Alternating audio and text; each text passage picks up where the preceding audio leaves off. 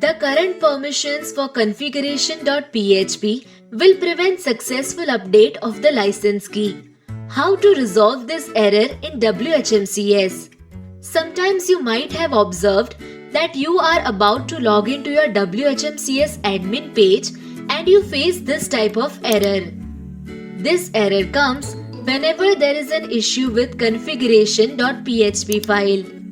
Now, in order to solve this issue, first of all log into your cPanel account and then go to File Manager section. Now from here, go inside public_html and then reach your WHMCS installed folder. This means you just have to go to the folder where you have installed WHMCS. Now from here, right click over configuration.php file and then click over Edit. Now on this page, you will find the license key.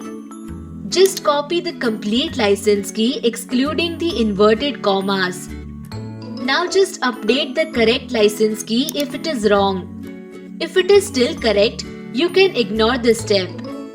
Now right click over configuration.php file and then click over Change Permissions.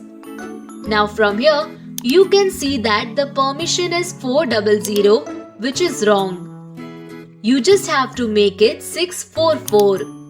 Once you have fixed the file permission, re-log in to your WHMCS admin page, enter the correct license key and then click over Change License Key. In this way, your WHMCS login will work successfully and now the problem must have been resolved. And also you are able to access your WHMCS admin page.